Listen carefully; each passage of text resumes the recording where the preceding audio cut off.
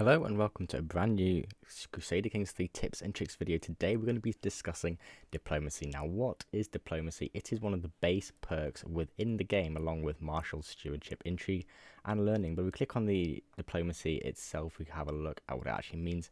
Essentially, it is what other people think of, what other rulers, what other peasants, what everyone thinks of you, how much they're going to like you, how their opinion of you is affected. Now, we as the Caliph here have 11 diplomacy, which is an average rating, but the effects of your personal diplomacy is measured up here. It gives you some buffs or nerfs depending on how good or bad you are, which includes prestige, general opinion again, which will be reflected throughout other rulers. Also, just click on the Byzantine ruler here. You've got minus 41, but our personal diplomacy gives us +3. So if you can work on your diplomacy, you can get everyone to absolutely love you. But again, monthly prestige, which ties into one of the currencies within the game, prestige. Again, this is kind of how famous you are, how well revered you are.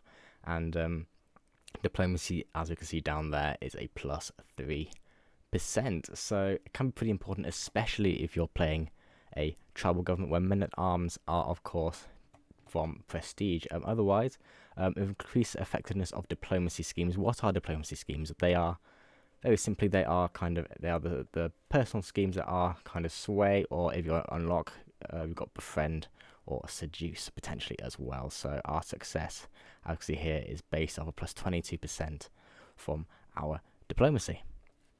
Now, if we actually go back to our character, you can see we've got a 1-star diplomacy education, which gives us +2 diplomacy, yes, but 10% diplomacy lifestyle experience. So we were to click on our lifestyle, it's again one of the main perks, because we've got a 1-star experience, get 10%. And yeah, here we go. Focus on understanding people and then motives, how to handle other realms. It's very much all about, well, diplomacy.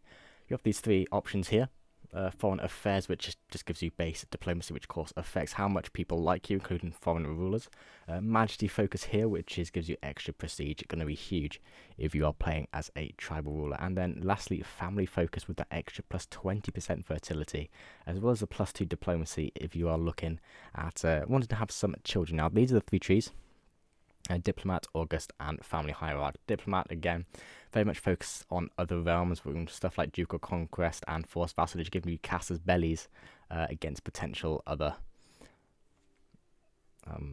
realms. But then embassies then give yourself a bit of a learn language power scheme, which is really good. August, again, this is one which is very much for your prestige focus. As you can see here, we've got monthly prestige, sway scheme power, prestige per dread, prestige, and then August itself give you more prestige. So you can go with the Majesty focus all the way down the August tree. You can really get a lot of prestige if you're playing in the, especially as the early game, 867 start date as a tribal. And lastly, we've got a family hierarch. Again, focus on kind of your family.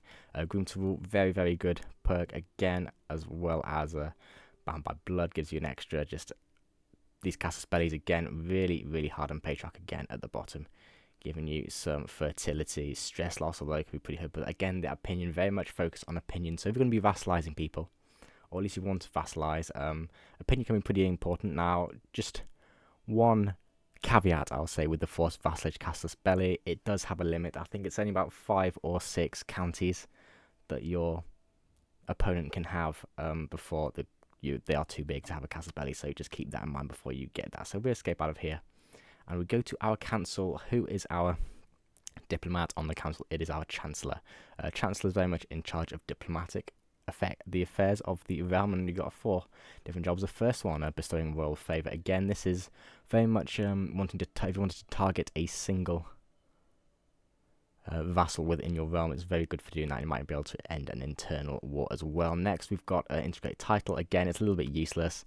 I don't really tend to do that too much, but it's all about getting a title to become de jure, but we don't have any eligible ones at the moment. So the next one is domestic affairs. This is focused on the opinion of vassals or rulers within your realm. So as you can see, it gives them the direct vassal opinion, potentially because we've got a not great steward. We're not doing great and too well anyway. But the next one is foreign affairs, which not only gives you prestige but can give you independent ruler opinion as well. So if you're looking to vassalize, it could be quite interesting. It could be quite effective to use foreign affairs. Although if you are going to look to vassalize someone, then Your powerful vassal's opinion of me, well, let's click on it, is actually one of the most important ones on there, and you can really accomplish that with doing domestic affairs and getting all of your vassals, including your powerful vassals, to like you a little bit more.